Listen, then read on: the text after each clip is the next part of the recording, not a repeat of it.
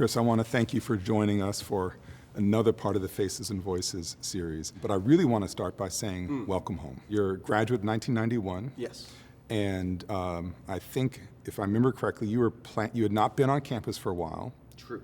Some 30 years. A while, yes. As we get older, these larger numbers seem like Yeah, we don't like bit. to look at them. No, but you were planning to come back, but you weren't able to. I was supposed to be here, I think, April 20, and we all stayed in our houses instead. Yes. But now here we are. Here we are. Fantastic. So I was named in January 20 to be the next Rutgers president, and I thought I'd be visiting campus like you, as it turns out. None of that happened. And so when I finally moved here in July 20, for me it was about discovering the campus and discovering people, but everything was shut down. Sure. That was the birth of this series, as a way to get to know students, faculty, staff, and alumni.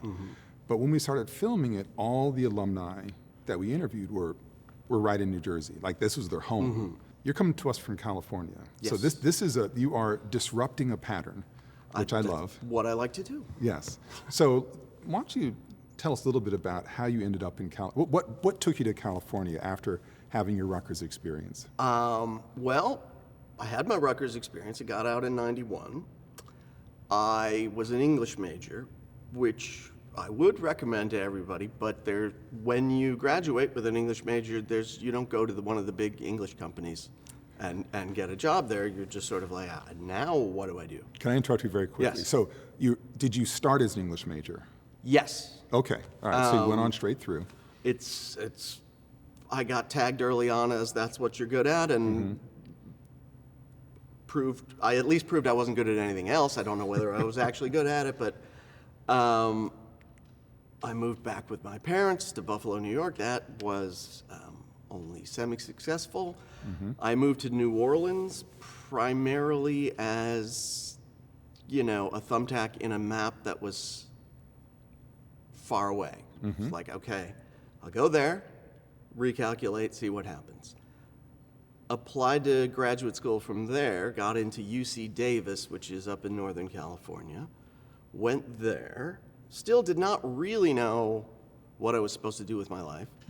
And I had applied to PhD programs for straight English and creative writing programs. Okay. And this happened to be a creative writing program, which I secretly preferred, but seemed a little, at least with a PhD program, it's kind of implied that you'll go on and become a professor and then there's a life path. Creative writing, it's like, well, we'll give you 2 years and then you're out on your own again. But working for the creative writing company job. Exactly. Yeah, like the English company job. Well, now, this is where it unfolds, because when I got there, it's a lovely place, good program, 2 years long. And it was the first place where I was really surrounded by other people who were taking writing seriously as a thing that they were going to do. And I began to take it seriously, because I was always good at it, and I was in creative writing, I was in the Demarest, and surrounded by people who loved doing it, but it was never clear how we were supposed to, and this is a terrible term to use, but it's a term that is going to come up eventually, whether you want to, how do you monetize this thing that you love in order to, not even in order to make money, but in order to be able to keep doing it? Right.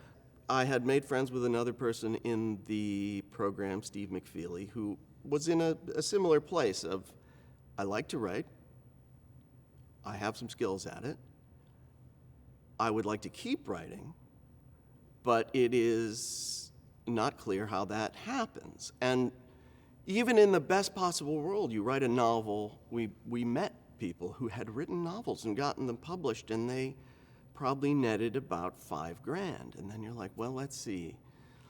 Rent's probably about $1,000 a month.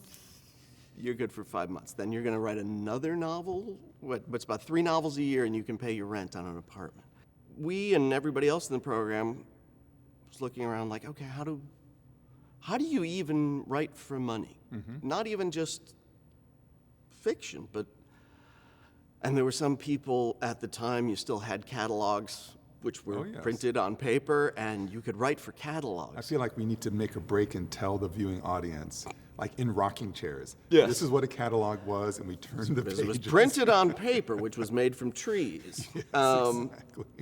And we had a friend who then went into, I think she wrote for the J. Crew catalog, describing pants. And it's like, that's writing. I remember this. That's Yes. writing. Steve and I realized that the place where there are, in fact, writing companies is Hollywood. Probably employs more writers than anywhere else on earth.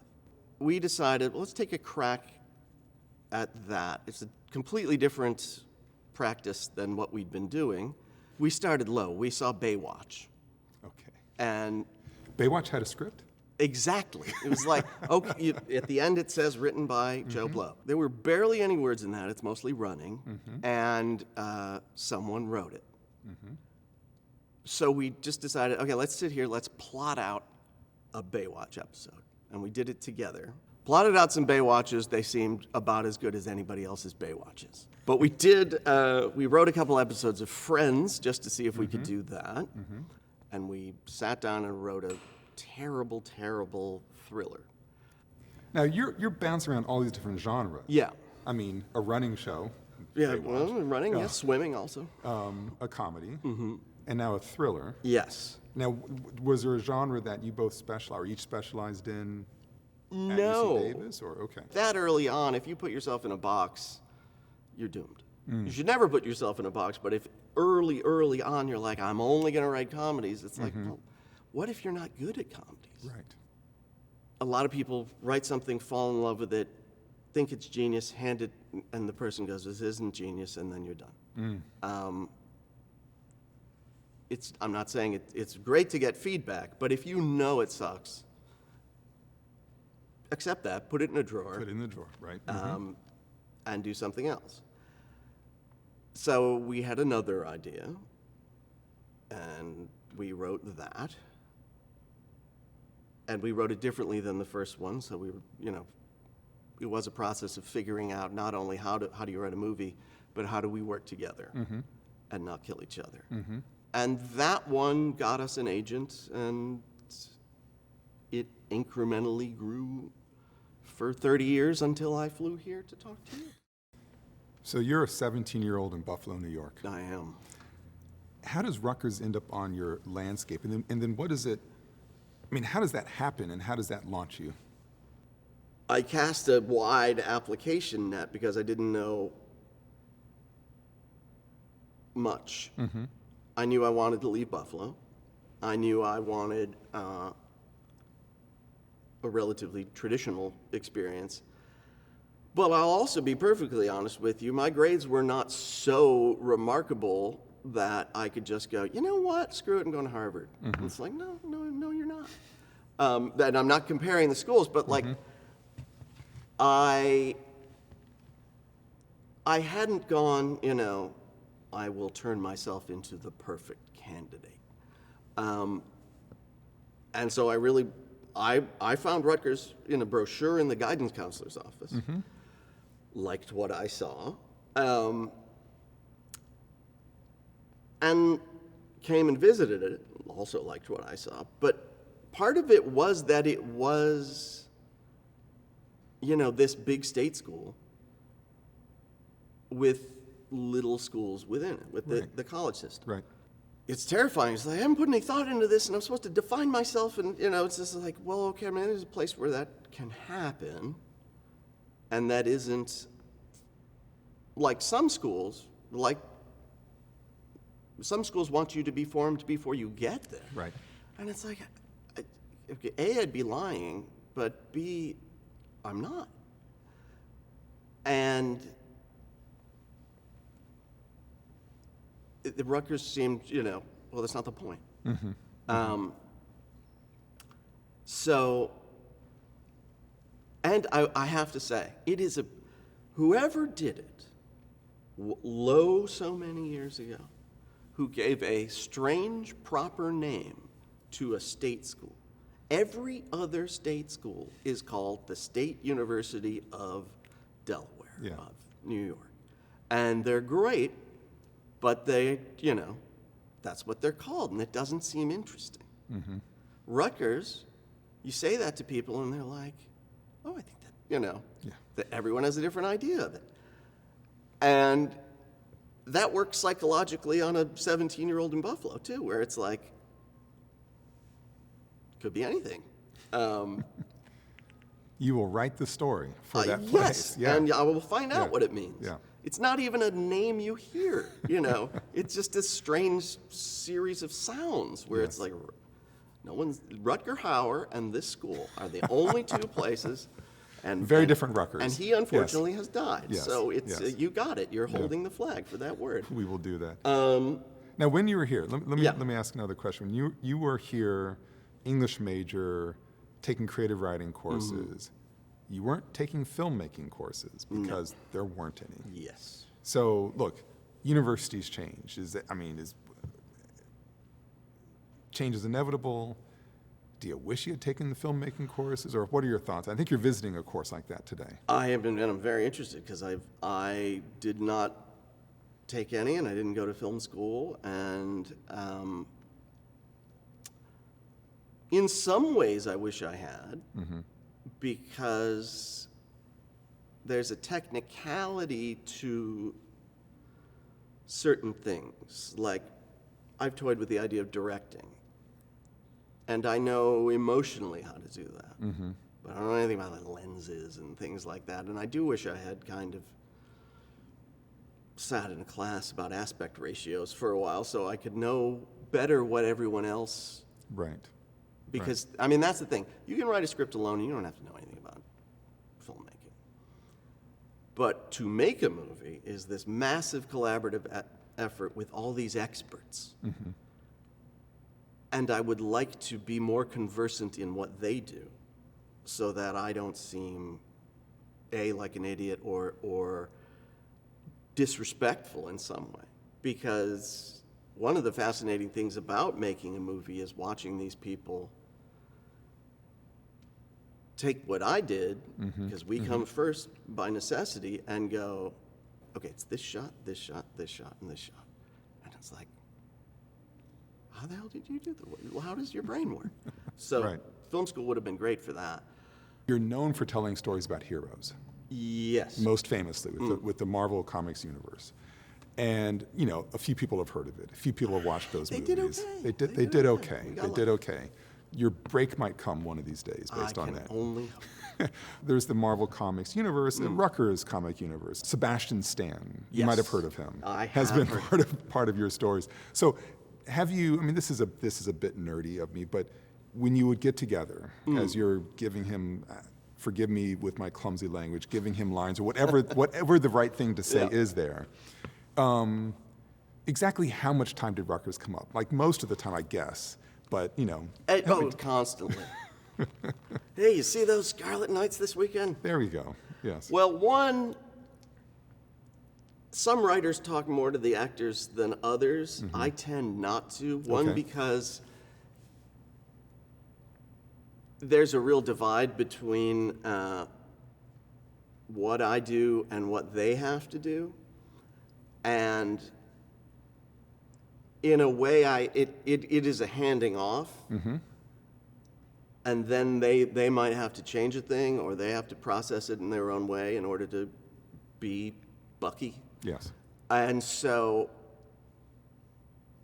if I get there going, no, that line means this. Sometimes you have to do that because it's just not landing.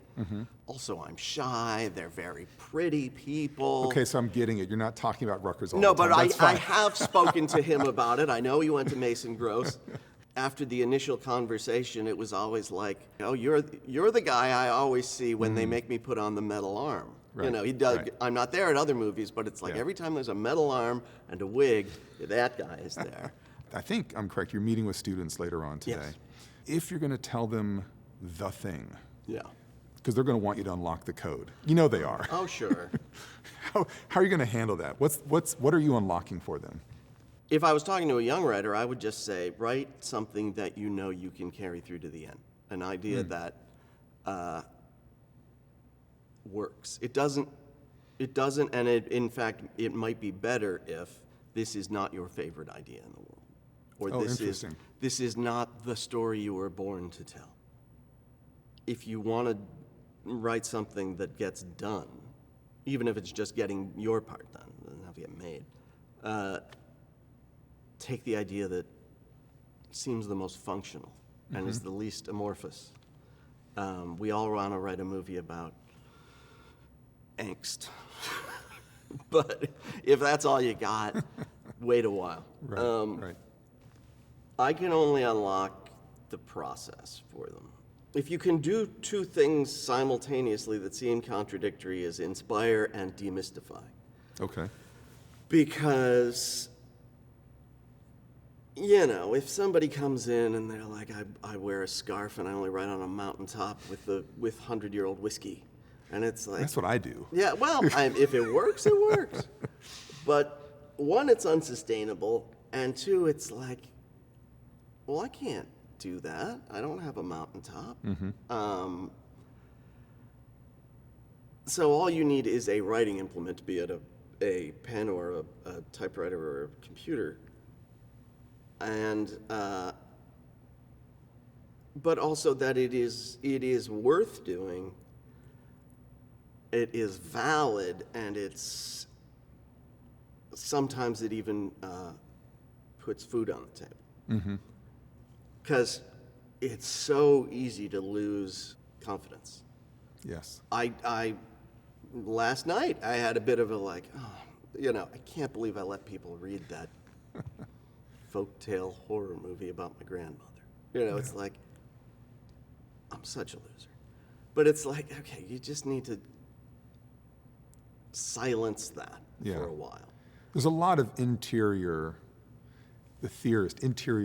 to the writer's life, because you're battling your own demons, trying to get the words out. One thing I found fascinating for me, my own writing process, is giving myself an assignment that will be due in 6 months, thinking, oh, a page a day. How hard can that be? Oh, yeah. And then I find myself at 5.5 months, why did I even do this? This is crazy.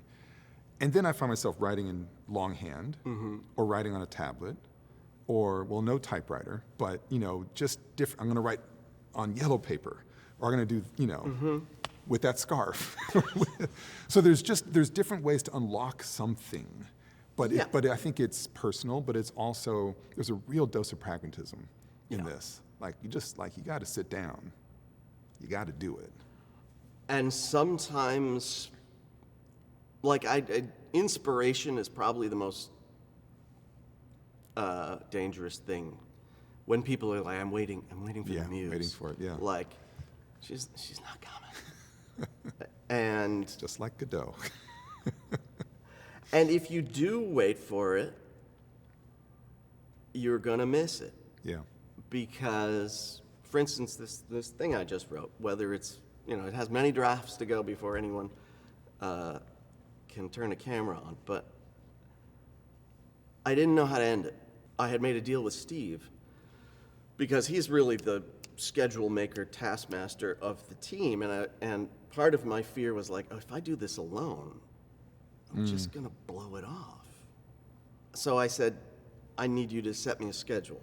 You don't have to read it, but I need to give you pages by this point. And it was the night before, and I didn't have a third act. So and this is just outlining, I did one. Like, very grindingly uninspired. But in doing that, in forcing that, in doing the really, you know, kind of what feels like rock bottom, because there's no flow to it, and you want to go to bed, and you're being very crude about the building blocks. I think I found out what the movie was about. I mean, this is sort of you use the word grind or grinding. I mean, the grind and the grit, and all of a sudden, now I understand. Yeah. And this is a bit of a metaphor. Just go with me on this one. But this, to me, captures so much of a Rutgers experience. It's like, you got to, you know, these students grind. Yeah. I mean, I find it really inspirational that these students have made an active choice to be at Rutgers, often against family circumstances that would suggest something different. Sure. And they're going to push through, and they push through, and they end up in a different place. Yeah. And they get launched. I mean, that's the beauty of a Rutgers education as far as I'm concerned. Yeah. Now, as we wrap up, I just got to ask you, since you've come back, I know you haven't yet hit the campus, so No. you're going to go exploring today. But as you look back, and don't you dare mention grease trucks, is there a favorite space or event or a thing that that was my Rutgers, that was my Rutgers thing I return to when I think about the place? I lived for 2 years in Demarest Hall, and I made a couple of very good friends. But also, there were these very bleak moments in the very bleak lounge in the basement where I had left some paper I had to write till the last minute, and I was up all night. It was harrowing, just bad. But I got it done. Mm-hmm. I'm incredibly glad I'm not sitting in there, so I'm going to go down to that lounge and go I'm so fucking glad I'm not. But so that is, those are intense memories. And Yeah.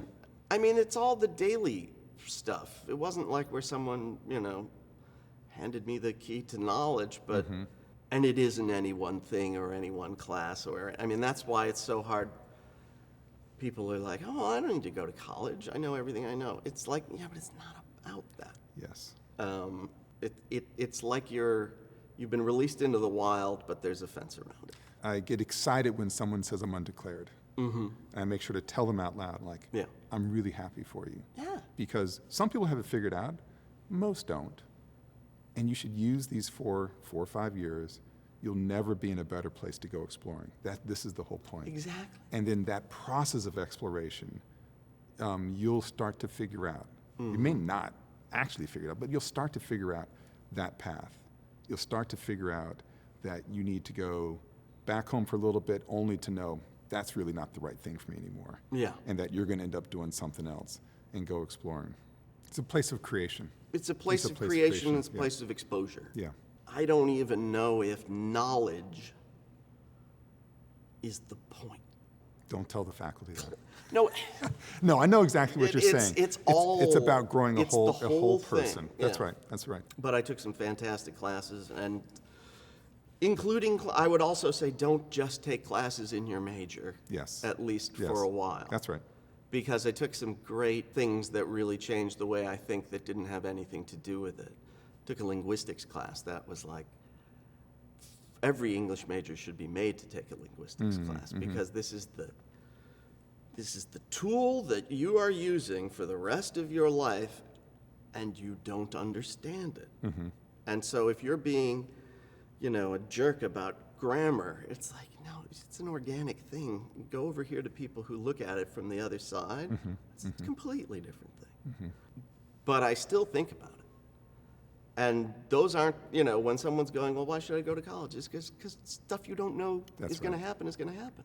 It's about building a community, finding creative purpose internally. And what I like to say that could happen at every university, I think we do it best at Rutgers. And I think you're a living embodiment of that. And I want to thank you for sharing that with us. Thank you. And sharing your stories with the world. Thanks for having me back. It's an absolute pleasure. Thank you so much. Thank you.